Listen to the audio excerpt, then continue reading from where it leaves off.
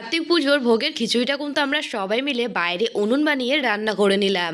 তো খিচুড়িটা তাড়াতাড়ি করে রান্না করে নিয়েছি এক গামলা, আর এখনও কিন্তু প্রচুর খিচুড়ি রান্না করতে হবে, কারণ সবাইকে কিন্তু আমরা নেমন্তন্ন করেছি আমাদের গ্রামের, সবাই আমাদের বাড়িতে প্রসাদ নিতে আসবে। তো দেখো এখন কিন্তু ঠাকুরমশাই পুজোয় বসে গেছে। তোমরা কি একটা জিনিস খেয়াল করেছো, আজকে আমার কাকিমাদা ঘরে কে এসেছে? ওই দেখো পাশে কিন্তু বসে রয়েছে আমার ছোট্ট গোপাল সোনা, কার্তিক ঠাকুরের পাশেই। তো খুব সুন্দর করে নিয়ম নিষ্ঠা মেনে ঠাকুরমশাই পুজো করে নিচ্ছিল। আমাদের বাড়িতে কিন্তু কার্তিক পুজো বসেছে রাত্রি ৮টার সময়, কারণ ঠাকুরমশাই কিন্তু অনেক পুজো ছিল, সেগুলো কমপ্লিট করে আস্তে আস্তে আমাদের বাড়িতে একটু লেট হয়ে গেছে। তো বৌদি আর কাকিমা কিন্তু উপোস রয়েছে। তো যেহেতু বৌদি হচ্ছে কার্তিকের মা আর আমি হচ্ছি কার্তিকের পিসি, দেখো কি সুন্দর করে ঠাকুরমশাই আরতিটাও কমপ্লিট করে নিয়েছে।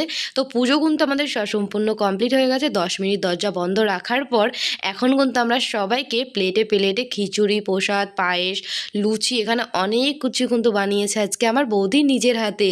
তো সবাইকে কিন্তু হাতে হাতে এখন আমরা প্রসাদ দিচ্ছিলাম। আর একটা দাদা আমাদের বাড়িতে প্রসাদ নিতে এসেছিলো, তো এই দাদাটাকে কিন্তু আমরা বসিয়ে এখানে খিচুড়ি প্রসাদ দিয়েছি। দাদাটার বাড়ি অনেক দূরে, বললাম এত রাতে আর খিচুড়ি নিয়ে যেতে হবে না, তুমি এখানে বসেই খেয়ে যাও। তো দাদাটাকে প্রসাদ দিয়ে আমি বাইরে আসতে দেখি আমার ঠাকুমা এখানে নাচ শুরু করে দিয়েছে। দাদা যেহেতু এবার কার্তিক পুজোয় বক্স নিয়ে এসেছিলো, সেই ঠাকুমা বক্সের তালে তালে খুব সুন্দর নাচ করছিল। গানটা তোমাদের শোনাতে পারলাম না, কপিরাইট আসবে তাই জন্যে।